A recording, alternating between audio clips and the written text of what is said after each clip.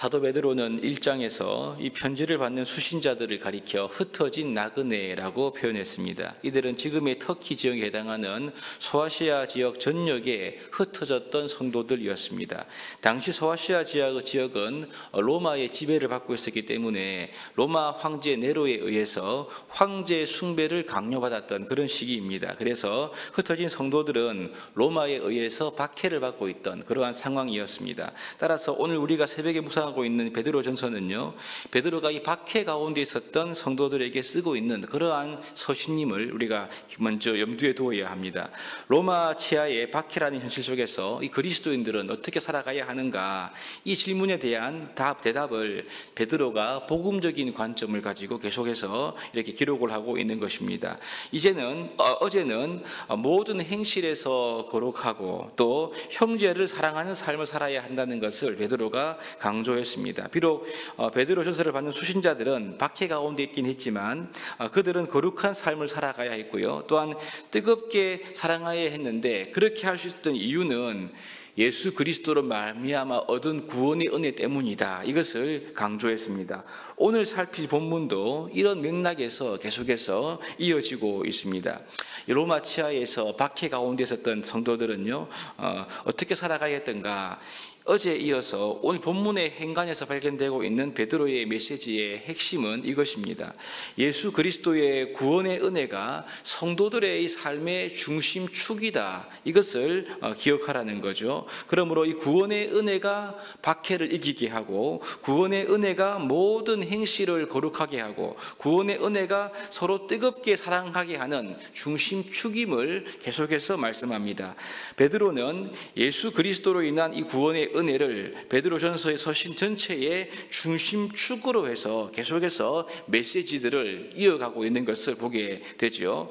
그러므로 박해에 직면한 당시 흩어진 성도들은요, 예수 그리스도로 말미암아 이미 얻은 이 구원의 은혜가 얼마나 크고 위대한 것인가를 더 깊이 알아가야만 했습니다. 뿐만 아니라 이 은혜를 날마다 바라보고 소망하는 자리에 서야 했던 거죠. 그러면 여러분, 이렇게 살려면 뭐가 필요할까요? 첫 번째로 보시면 2절에 이렇게 말합니다. 갓난 아이들 같이 순전하고 신령한 젖을 사모하라. 이는 그로 말미암아 너희로 구원에 이르도록 자라게 하려 함이다. 이렇게 말씀합니다. 이 세상에서 우리가 구원받은 성도로서 살려면 본문의 표현에 의하면 구원에 이르도록 자라가야 한다. 이렇게 말씀합니다. 그럼 여러분이 구원에 이르도록 자라가게 하는 것이 무엇입니까? 다름이 아닌 순전하고 신령한 젖이다. 그렇게 말씀하고 있죠. 아기가 태어났을 때 태어나기만 하고 가만히 내버려 두기만 한다면 이 아이는 곧 죽게 될 것입니다. 이 젖은 아이의 생명을 더욱 풍성하게 하고 그 생명이 성장하게 하는 핵심 원동력임을 우리가 알 수 있죠. 우리가 영적인 새 생명으로 거듭난 것도 사실 마찬가지입니다. 한 번 거듭나고 끝나는 것이 아닙니다. 거듭난 새 생명은 반드시 자라가야만 하는 거죠. 그래서 갓난 아이에게 젖이 필수인 것처럼 구원받은 성도, 거듭난 성도, 새 생명을 가진 성도들은 신령한 젖을 꼭 먹어야 하는 것입니다. 그래야지만 이 영적인 생명이 더 풍성하게 되고 이 생명이 점점 더 성장하게 된다라는 말이죠. 그럼 여러분, 신령한 젖이 무엇인가? 본문에 보시면 이것은 항상 살아있는 말씀, 즉 복음임을 우리에게 베드로가 강조하고 있습니다.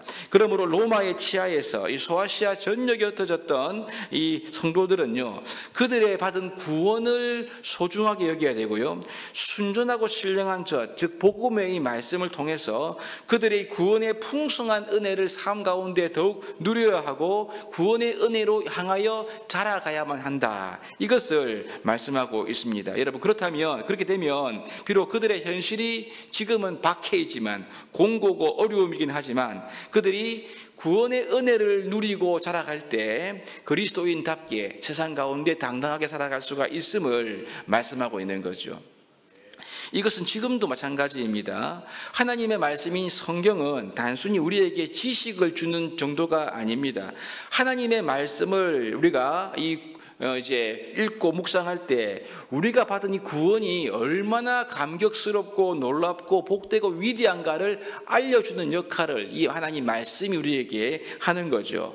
우리가 하나님 말씀을 배우고 묵상할수록 십자가의 복음의 능력이 우리가 얼마나 강력한지를 비로소 깨닫게 되는 것입니다. 그러므로 이 땅을 살아갈 때 우리가 성도로서 제대로 살려고 한다면요, 다른 것이 필요한 것이 아닙니다. 우리가 이미 얻은 이 구원의 은혜를 더 풍성하게 하는, 이 새 생명을 더 풍성하게 하는 이 하나님의 말씀의 은혜 앞으로 나아갈 때 우리는 구원 얻은 성도로서 이 땅에서 승리할 수가 있다. 이것을 베드로가 말씀하고 있는 거죠. 그러니까 구원의 은혜가 지금 중심축이 되고 있는 것입니다. 두 번째로 구원의 은혜는요, 이 제사장적인 사명을 감당하는 원동력이다. 이렇게 우리에게 말하고 있습니다. 순전하고 신령한 젖을 사모하는 것을 4절 중반부엔 이렇게 말합니다.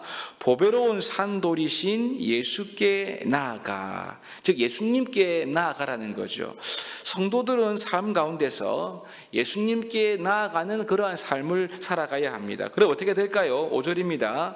너희도 산돌같이 신령한 집으로 세워지고 예수 그리스도로 말미암아 하나님이 기쁘게 받으실 신령한 제사를 드릴 거룩한 제사장이 될지니라. 여러분, 지금 우리가 예수님께로 나아가면 예수님이 살아있는 돌인 것처럼 우리도 살아있는 돌이 되어서 신령한 집으로 예수님과 함께 지어져 갈 것이다. 이런 말씀을 하고 있는 거죠. 그래서 5절의 핵심의 말씀은 뭐냐면요, 결국 이 성도들은 어떻게 될 것인가? 거룩한 제사장이 된다. 이렇게 말씀을 하고 있습니다. 여러분, 이 말은 지금 이 베드로 전서를 받아보는 수신자들 뿐만 아니라 주를 믿는 모든 성도들은 이 복음으로 인해서 거룩한 제사장이 되었다. 이렇게 우리에게 말씀을 하고 있는 부분인 거죠. 6절부터 8절까지의 부분 말씀은요, 반대의 경우를 말하고 있습니다. 하나님의 말씀, 즉 복음의 말씀에 순종하지 않은 자들은 예수 그리스도로 말미암아 세워지고 지어지는 것이 아니라 오히려 걸려 부딪혀 넘어지게 된다. 이 말씀을 지금 하고 있습니다. 이것이 바로 복음의 양면성인 거죠. 복음은 받아들이는 자들에게는 구원이지만 거부하는 자들에게는 심판임을 한 번 더 알려주고 있습니다. 그러나 마지막 9절과 10절에는 다시 이 편지를 읽고 있는 성도들을 향해 이렇게 선포하고 있습니다. 너희는 택하신 족속이요 왕같은 제사장들이요 거룩한 나라요 그의 소유된 백성이라고 선언하고 있는 거죠.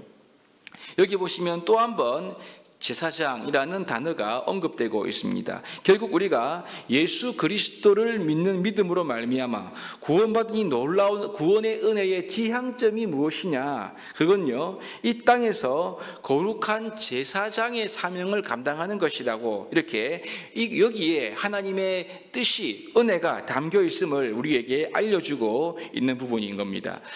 여러분, 이것은 구약에서부터 지속적으로 계시되어 왔던 하나님께서 그분의 백성들에게 기대하셨던 큰 그림인 거죠. 이 소아시아 전역에 흩어져 있던 이 성도들은요, 비록 박해에 직면되어 있었지만 그들에게 필요한 것은요, 박해를 면하거나 혹은 성도로서의 신분을 타협하는 것이 아니라는 겁니다.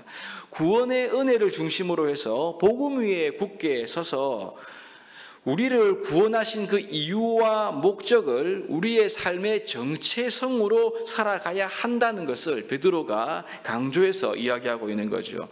여러분, 그렇습니다. 이 구원의 은혜는 성도로서 세상을 살아가게 하는 능력이 됩니다.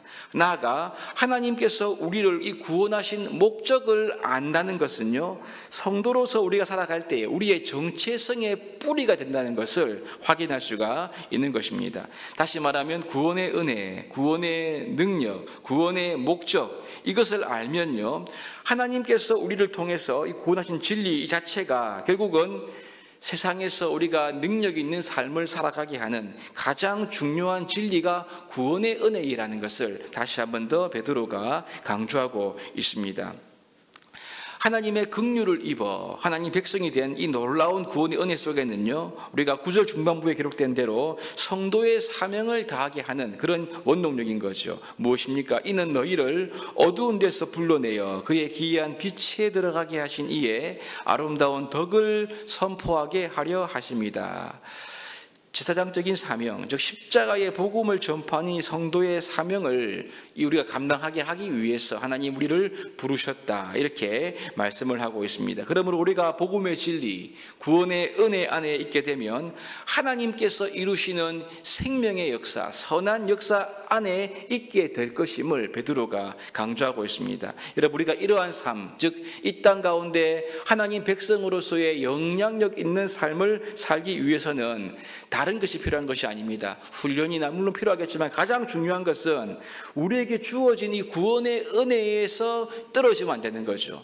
구원의 은혜 위에 굳건하게 세워져야 합니다. 이 구원의 은혜에서 우리가 감사하고 말씀을 통해, 구원을 통해 주신 하나님의 목적과 소망을 우리 가슴 속에 새기고 있을 때 우리의 삶은 하나님의 영광을 드러내는 삶을 살 수가 있는 것입니다. 그 어떤 상황이라 하더라도 하나님의 뜻을 알리고 증거하는 하나님 백성으로서의 정체감을 가지고 살아가는 핵심 원동력이 주께로부터 받은 구원의 은혜임을 기억해야 될 것입니다. 이것을 기억하고 우리가 이 땅 가운데 하나님께서 기대하시는 성도다움으로 살아내시는 우리 모두가 될 수 있기를 주님의 이름으로 축복합니다.